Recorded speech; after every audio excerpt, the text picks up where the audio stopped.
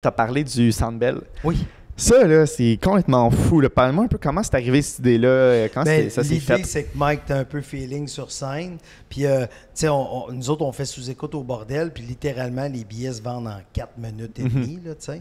Fait que là, Mike, il a fait, bon, ben, on va essayer de tu sais, c'est trop petit ici. Il était chaud, puis il dit, c'est trop petit ici. Faudrait qu'on loue le Centre Bell. Michel, loue-moi le Centre Bell. Moi, j'ai fait, ben, parfait. Donc, j'ai appelé au Centre Bell. J'ai dit, je voudrais louer le Centre Bell pour faire ma quoi, tu écoutes. Là, ils ont fait, OK, tu veux-tu la formule 5000 personnes? Non. 360. Ben, tu peux expliquer au début, quand tu loues le Centre Bell, c'est... Oui, c'est ça. Quand tu loues le Centre Bell, normalement, comment ça fonctionne, c'est qu'ils mettent la scène, mettons, à la ligne bleue de ton équipe. Là, en tout cas, mettons, on voit le Centre Bell de même. Tu as la ligne bleue ici. Fait que ça, c'est, mettons, 5000 personnes. À la ligne rouge, c'est, mettons... 10 000, puis à la ligne bleue de l'autre bord, c'est, mettons, 12 000 ou 15 000. Là, moi, j'ai dit, non, stage central en rond, tout le Centre Bell. Mais là, tantôt, tu sais, quand tu disais, c'est qui que ça prend pour travailler autour de... Mais, tu sais, ça me prend des placiers dans chaque vomitoire, ça me prend les concessions d'ouvert, ça me prend... Fait que là, ils disent, OK, ça coûte 100 000 J'ai fait, ouais, non, j'ai pas 100 000 Puis là, ils ont dit ça, c'est 100 000 pour avoir la salle. Après ça, ça te coûte 100 000 de tech.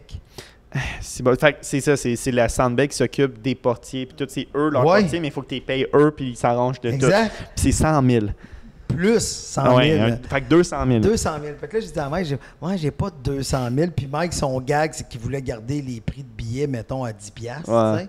Mais la joke, c'est qu'à 10 $, il rentre 20 000 personnes. Je couvre même pas. C'est ça. Tu fais pas d'argent.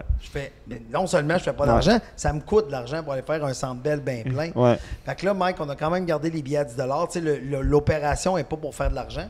Et là, à ce moment-là, il y a Junior Gérardo, qui était juste pour rire, qui m'a relancé en disant, t'étais-tu sérieux avec ton idée du Centre Bell? Tu sais, c'est un partenaire avec qui je suis ici au Terminal Comedy Club. Et Junior, il m'a dit, t'étais-tu sérieux avec ton affaire? J'ai dit, oui. Je pense qu'on le produirait avec vous autres, puis Evenco. Fait qu'à 3, on a embarqué dans produire. C'est hot. Fait que là ça se peut. Fait que là, juste la première semaine, c'était la semaine avant le début de la pandémie, on a mis les billets en vente, puis on a vendu tout de suite en fou. Puis là, tu vois, on est à environ 5 semaines de l'événement, puis on est rendu à 19 000 à peu près billets de vendus. Fait qu'il rentre 21 000. Fait que tu sais, c'est comme un record parce que moi, une chose que je savais pas, en Amérique du Nord, le plus grand arena, le plus grand amphithéâtre de hockey, c'est le Canadien qui l'a. Fait que, je savais pas ça. Fait que ça fait en sorte que, tu sais, j'ai regardé pendant les séries de la Coupe Stanley cette année, puis mettons, les Oilers d'Edmonton, c'est marqué salle comble, 18 005 personnes. Je fais, j'ai plus de monde qu'un match de la Coupe Stanley. Fait que là, on est là, fait que on bat le record du monde. C'est le record Guinness qui est de 12 000, qui a été établi par des Britanniques. Fait que là, on va faire venir les gens des records Guinness pour dire brag. Fait que ça, on va sûrement se refaire battre par les Britanniques à un moment donné, parce qu'eux autres, ils ont quand même une population de 66 millions, tandis que nous autres, on n'a pas ça, là. Mais ça va être un événement. Ça va être quelque chose de complètement disjoncté. On a des invités vraiment cool. C'est fou.